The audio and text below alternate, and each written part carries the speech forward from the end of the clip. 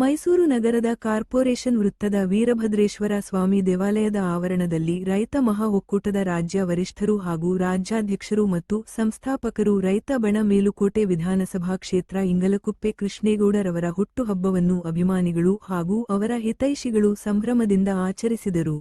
ಈ ಸಂದರ್ಭದಲ್ಲಿ ಲಾರಿ ಮಾಲೀಕರ ಸಂಘದ ಅಧ್ಯಕ್ಷರಾದ ಬಿ. ರೇವಣ್ಣ, ಮೈಸೂರು, ಮಂಡ್ಯ, ಹಾಸನ, ರಾಮನಗರ ಜಿಲ್ಲೆಯ ಅಧ್ಯಕ್ಷರುಗಳು ಹಾಗೂ ರಾಜ್ಯದೆಲ್ಲೆಡೆಯ ಅಭಿಮಾನಿಗಳು ಸೇರಿದಂತೆ ಇತರರು ಹಾಜರಿದ್ದರು.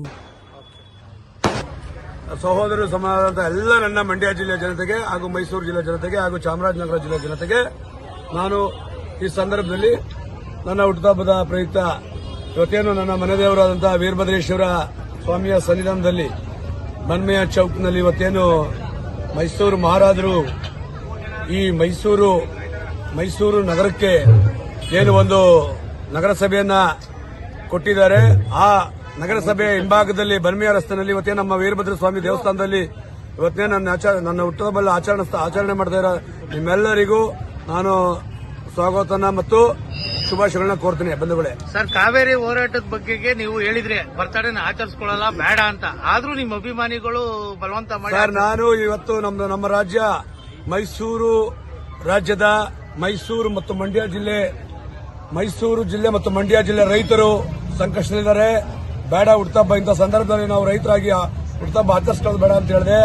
ಆದರೂ ಕೂಡ ನಮ್ಮ ಚಾಮರಾಜನಗರ ಜಿಲ್ಲೆ ನಮ್ಮ ಸ್ನೇಹಿತರು ರೈತ ಮುಖಂಡರು ಹಾಗೂ ಪಾಂಡುಪುರ ಮಂಡ್ಯ ಜಿಲ್ಲೆ, ಮೈಸೂರು ಜಿಲ್ಲೆ ಏನು ಮತ್ತೆ ಏನು ರಾಮನಗರ ಜಿಲ್ಲೆ ಮತ್ತೆ ಏನು ನಮ್ಮ ಚಾಮುಂಡೇಶ್ವರಿ ವಿಧಾನಸಭಾ ಕ್ಷೇತ್ರದ ನನ್ನ ಸಹೋದರ ಸಮಾಜದ ಮಾರಮಳ್ಳಿ ಕೆಂಪರಾಜ್ ಅವರ ನೇತೃತ್ವದಲ್ಲಿ ಇವತ್ತು ಮೈಸೂರು ನಗರದಲ್ಲಿ ತಾಯಿ ಚಾಮುಂಡೇಶ್ವರಿ ನಾಡಿನಲ್ಲಿ ನಾನು ಹುಟ್ಟುಹಬ್ಬ ಮಾಡ್ತಾ ಇರೋದು.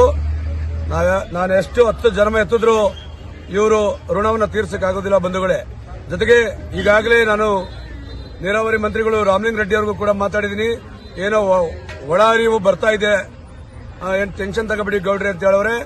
ಜೊತೆಗೆ ಮಾನ್ಯ ಮುಖ್ಯಮಂತ್ರಿಗಳನ್ನ ಸೋಮವಾರ ದಿನ ಭೇಟಿ ಮಾಡ್ತಾ ಇದ್ದೀವಿ ನಮ್ಮ ಕರ್ನಾಟಕ ರಾಜ್ಯ ರೈತ ಸಂಘ ರೈತ ಬಣ ಹಾಗೂ ಮಹಾ ಒಕ್ಕೂಟದ ವತಿಯಿಂದ.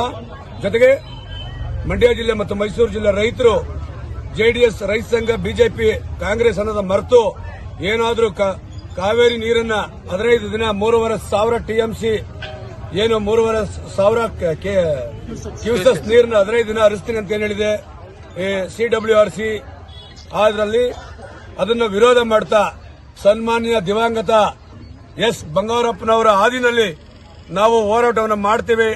ಇಡೀ ರಾಜ್ಯದ ರೈತರನ್ನ ಕಟ್ಕೊಂಡು ಈ ಸರ್ಕಾರಕ್ಕೆ ಡಿ ಕೆ ಶಿವಕುಮಾರ್ ಅವರನ್ನ ನಾವು ವಿಶ್ವಾಸದಿಂದ ಕೇಳ್ತೇವೆ. ನೀವು ಬಂಗಾರಪ್ಪನವ್ರ ಶಿಷ್ಯ ಅಂತ ನೀವೆಲ್ಲ ಕಡೆ ಹೇಳ್ಕೊ ಬರ್ತೀರಿ. ಡಿ ಕೆ ಶಿವಕುಮಾರ್ ಅವರೇ, ತಮ್ಮ ಬಗ್ಗೆ ನೀವು ಮುಖ್ಯಮಂತ್ರಿ ನಮ್ಗೆ ತುಂಬಾ ಸಂತೋಷ. ಆದ್ರೆ ನೀವೇನು ಗೌರವಾನ್ವಿತ ದಿವಂಗತ ಎಸ್ ಬಂಗಾರಪ್ಪನವ್ರ ಶಿಷ್ಯ ಅಂತ ನೀವೇನು ಹೇಳ್ತೀರಿ, ಆ ಮಾತನ್ನ ಉಳಿಸ್ಕೋಬೇಕು ಅಂತಂದ್ರೆ ಬಂಗಾರಪ್ಪ ಅವರು ತಗೊಂಡಂತ ದಿಟ್ಟ ನಿರ್ಧಾರವನ್ನ ತಾವು ತಗೋಬೇಕಾಗುತ್ತೆ. ಯಾಕೆ ಅಂತಂದ್ರೆ ಇವತ್ತು ನಮ್ಮ ಮೈಸೂರು ನಾಲ್ವಡಿ ಕೃಷ್ಣರಾಜ ಒಡೆಯರು ಪುಣ್ಯಾತ್ಮರು ಇವತ್ತು ನಮ್ಮ ನಾಡಿಗೆ ಒಂದು ಅಣೆಕಟ್ಟನ್ನು ಕಟ್ಟಿಕೊಟ್ರು.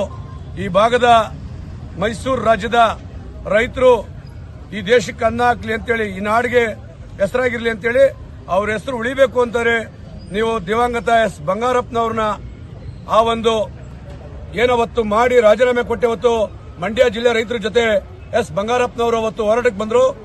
ಅದೇ ರೀತಿಯಾಗಿ ಮಾನ್ಯ ಡಿ ಕೆ ಶಿವಕುಮಾರ್ ಅವರೇ, ತಾವೇನಾದ್ರೂ ಕಾವೇರಿ ನೀರಿನ CRW ಏನಿದೆ ಅದನ್ನ ವಿರೋಧ ಮಾಡಿ ನೀವು ರೈತರ ಜೊತೆ ಬಂದು ನಿಂತ್ರೆ ನೀವು ಮತ್ತೆ 2028ಕ್ಕೆ ತಾವು ಮುಖ್ಯಮಂತ್ರಿ ಆಗೋದು ಯಾವುದೇ ತರದ ಡೌಟ್ ಇಲ್ಲ.